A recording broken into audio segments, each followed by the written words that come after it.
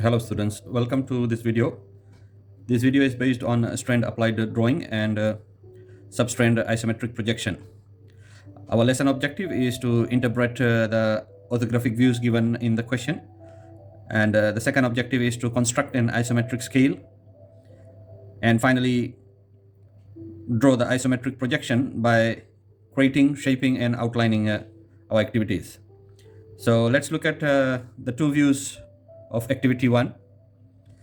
The layout is given in third angle projection, meaning that the plane is above the reference line and the elevation is below the reference line. So we'll look at the first part, which is drawing interpretation, and we'll be looking at the two orthographic views. Now, the elevation comprises of the two major dimensions. That is, if any object is seen or viewed from the front, the viewer will see the length and the height of the object. Therefore, the overall length of this object is 60 mm. Length is 60 mm.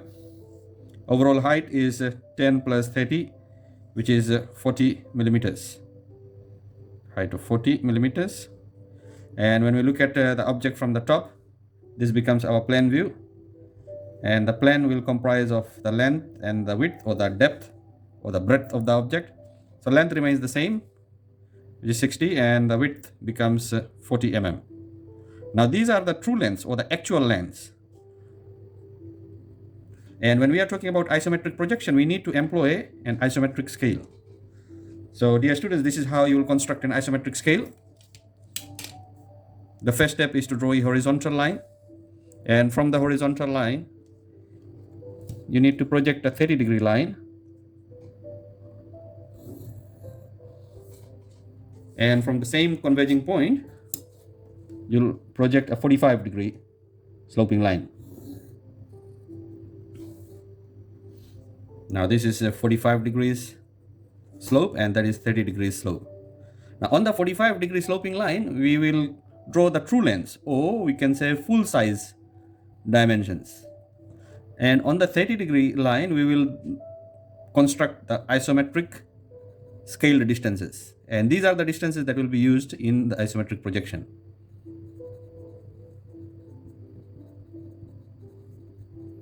So going back to the orthographic drawing interpretation, the three major dimensions that we have looked at is 60 as the length, 40 as the height, and 40 as the width. So I'll be putting all these dimensions on the actual full size 45-degree slope.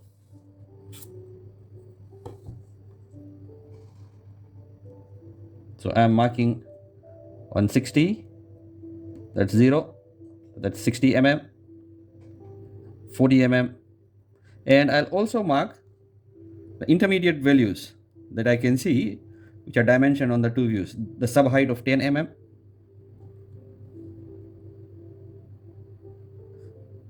sub height of 30 mm, and since this diameter is 30, so half of 30 will be 15, and this is 25, so I'll also take 25. And in order to remember and recall these dimensions, it's always advisable to put the numbers beside these points: 10 mm, 15 mm, 25 mm, 30 millimeters, 40 millimeters, and the maximum dimension is 60. So dear students, this is what you have to do on the 45-degree sloping line, which is housing the full size dimensions. Now in order to get the isometric scale distances, we need to transfer these points vertically down on the 30-degree sloping line, and this is how it will be done. So from the 10 mm mark, 15 mm mark, and with respect to the other points, these lines will be dropped vertically down to the 30-degree sloping line. Now this concept has been taught in year 11 syllabi, and if you have forgotten isometric scale drawing, this is how the isometric scale is drawn. Now just to show you the angles that I have used, the smaller angle is 30 and the larger angle is 45 degrees. So that completes our first objective, which is interpretation of orthographic views and construction of isometric scale. Now we'll move on to the real isometric projection. And any isometric projection starts with the step which is known as crating. So we'll do the crating using the overall length, width and height of our drawing. If any starting point is given, then you use the same starting point. Now I am starting my drawing from here. I'll project the isometric axis, which is a vertical, a 30 sloping to the right, a 30 degree sloping to the left. Now I'll discuss a little bit more on isometric projection. That is, the term iso means equal and metric means measurement. So isometric means equal measure. So if you look at the isometric axis, something like this. So all these three angles in a 3D drawing will be equivalent. So if we say angle around a point is 360, 360 divided by 3 will give me 120 degrees. So each interior angle will become 120. In other words, the vertical axis will have the height, and the sloping axis can have the length and width according to the layout of the two views. So the angle between these axes would be 120 degrees each. Now coming back to the isometric projection and crating, remember students, all distances will be now picked from the isometric scaled line, which is the 30 degree sloping line. So I'll start with the height. The height of the object is 40. So that is where 40 has been projected down. So that's the height of 40, and the width is also 40. So I'll mark that value here. The length of our orthographic view is 60. So the scaled 60 is transferred on the left sloping line. So that's the length, that's the height, and that's the width. Remember, these three dimensions which I have moved from the isometric scale are the scaled distances.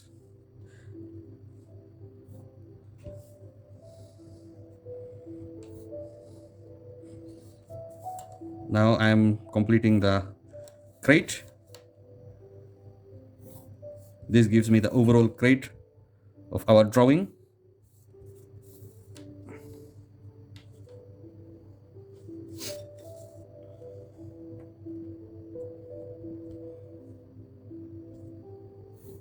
Now, that's the top surface, this gives the front surface, and this is the side surface. Now, once the crating is done, I'll do the shaping, which means I'll put the finer details of this object. Now we have a rectangular base and a cylinder is vertically placed. So we'll learn the construction of cylinder in isometric. So prior to that, we'll construct the rectangular base. The height of the rectangular base is 10. So we'll measure scaled 10 from the 30 degree sloping line, and it can be transferred from the base point.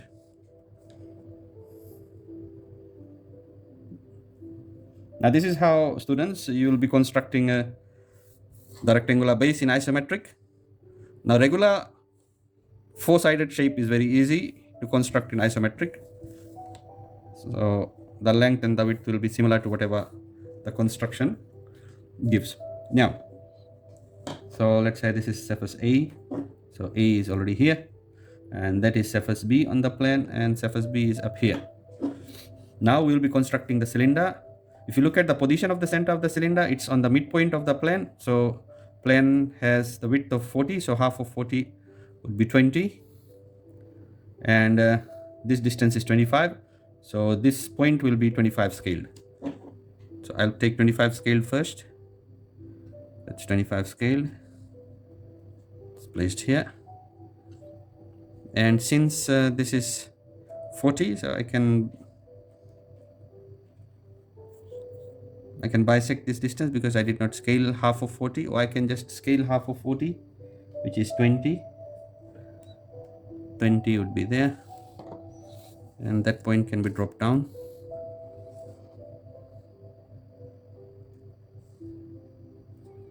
So that becomes 20 scale.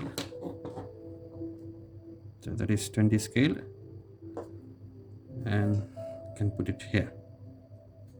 Now I'll locate the position of of the isometric square first. That's 25 and that's 20. So this corner is here now. So from here to the center is radius 15. So I'll take radius 15 scale.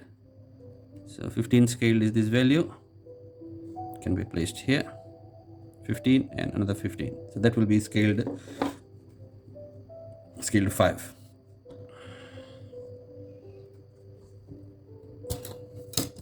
Now I'll get the center line, and this is the center line of our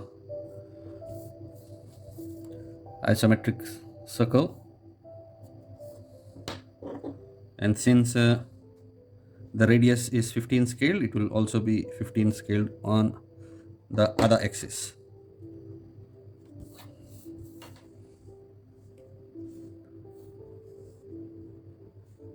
That's how we locate the isometric square. Now I can also shift this vertically upwards. So I'll transfer all the points of the isometric square up, and I'll pick the scaled height from here, which is scaled 30. So scaled 30 is also there. I can also correspondingly check that much there, and it should be same. Yeah.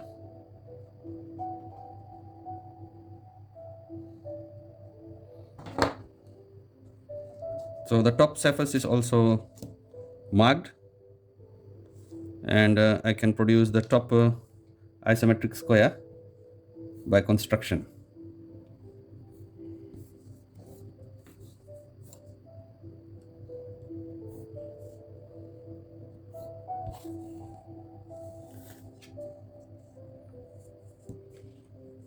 Now we'll construct the isometric circle using 4 center method. This is what you have learned in year 10. So that's the rhombus, and we need to draw the center lines. That will be 30 both ways, 30 to the left and 30 to the right. And from the greater angles or bigger angles, we will draw the radius going to the opposite half. Now that's the procedure of drawing the radius. Now we'll use 4 arcs technique to get the circles in isometric. So these are the 2 smaller arcs.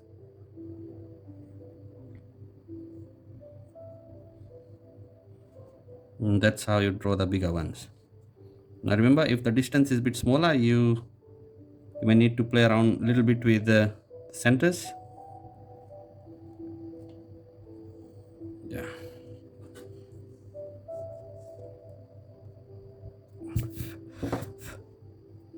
So that's how we get the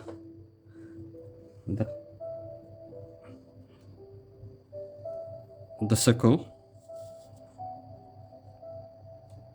using 4 center technique.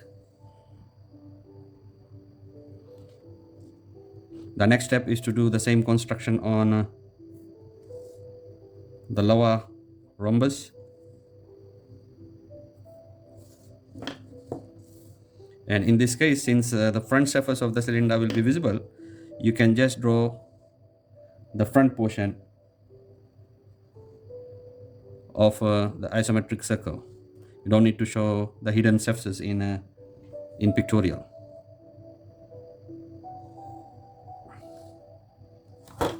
And you can construct the cylinder by drawing the tangential vertical lines. And to complete our isometric projection, we need to draw the rectangular base as well. That will be partly seen.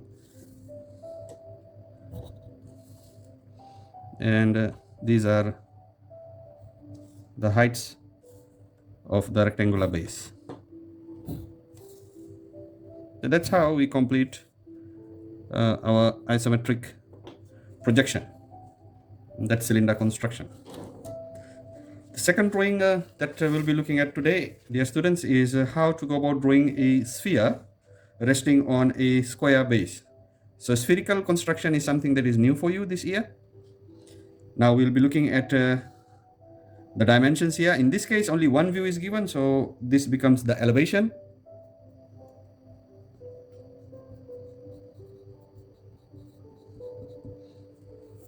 Now since the elevation is given, the lower portion is a square base, and on the square base we are having a sphere of radius 25 resting at the center of the base. So I'll not construct a separate isometric scale since I've already drawn one for activity 1. I'll use the same one. So the length here is 60, so we'll be using this 60. The height is 20, so this was 20, so we'll use this 20. And radius of the sphere is 25, so we'll use 25. 20, 25 and 60. These are the three distances that we'll be using. Now I'll draw the isometric axis.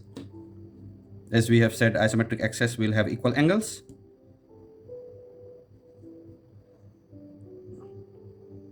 So we'll once again use the 30-degree sloping lines going both ways. So that is 30 to the left and this is 30 to the right,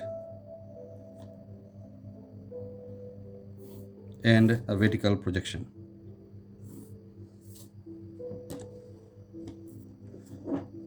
I'll take scaled 60, so that is scaled 60, which will become the length and the width of the square base, 60 both ways, and the height of the square base is 20, so I'll pick scaled 20 from the 30-degree slope.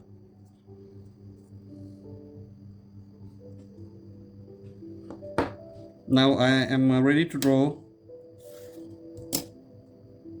the square base in isometric. Those are the verticals and these are the 30-degree sloping lines going both ways, to the right and to the left. And I'll also include the top surface, 30 to the right and a 30-degree sloping line to the left.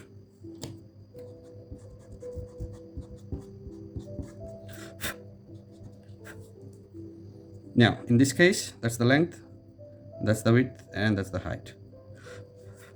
We have completed our square base. Now comes the most interesting part, which is finding the sphere and constructing the sphere.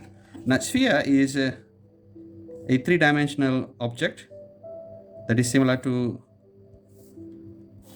a soccer ball, or can be similar to our Earth,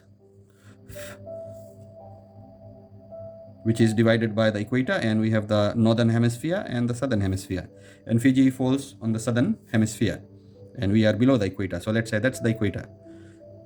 Now that's the top center of the square surface. Now once we have found the center, we'll project a vertical line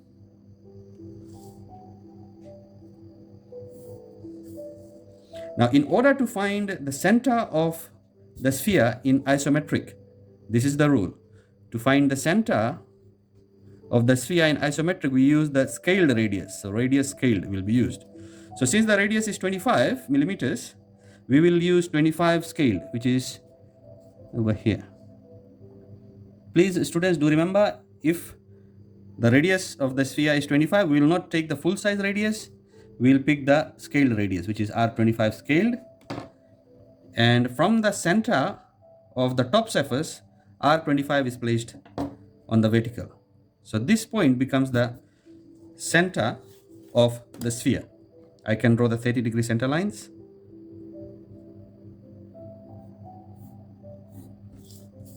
So that's 30 to the right and this is 30 to the left. And when we are drawing the sphere in isometric, to find the center, we use the scale radius. To draw the sphere in isometric, we use radius full size, which is radius of 25. So if I check my elevation here, that's the radius 25. So I can pick it directly from here or even from the full size scale. And that becomes the center of the sphere. And the sphere is drawn as a full circle. Now, students, you can observe that the sphere curves slightly below this point. Now, the reason why that happens is that the actual point of contact of the sphere on the top surface is here. This is the point of contact. But when you are drawing the sphere, it is drawn using full size. And now we can outline the square base.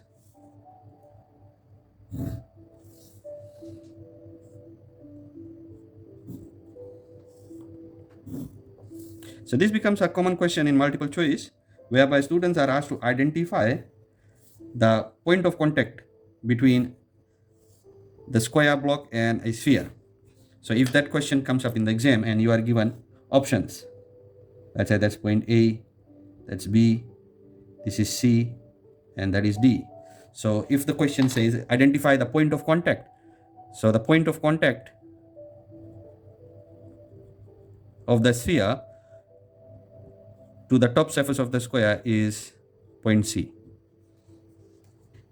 So that's the end of our lesson, dear students. Today we'll quickly recap whatever we have learned. We have looked at isometric projection, and in any isometric projection question, you need to do drawing interpretation, where you'll be given orthographic views or a single view. So if a single view is given, you need to identify various solids given. And once you are able to identify each and every dimension, then you use the dimensions to produce the isometric scale. And isometric scale has a combination of 45-degree sloping line and a 30-degree sloping line. And on the 45-degree sloping line, you will have full size measurements from 0 moving in that direction. And all those full size measurements will be dropped vertically down by construction, and you will be able to achieve the scaled distances on the 30-degree sloping line. And these are the distances which will be used in isometric projection. So when you are doing isometric projection, you need to do the creating, shaping, and outlining. So if there are different solids, then you can do creating for individual solids in order to do the construction. So in this case, you can do the creating for the rectangular base and then the creating for the cylindrical upstand. And if you look at the second case, which is spherical construction, we have constructed a square base. And when we are finding the center of the sphere, we will use the radius scale. That means the distance from the top center to the center of the sphere is radius scaled. And when we are drawing the sphere, it has to be drawn using full size radius, which is 25 mm. Now in our next video, we'll be looking at shaped spheres, where the sphere will be cut in various positions. Let's say if it is cut along this center line, then it will be known as a hemisphere. That's why I gave you the examples of southern hemisphere and northern hemisphere. So that cut can represent the equator. So thank you very much for watching this video, and stay safe.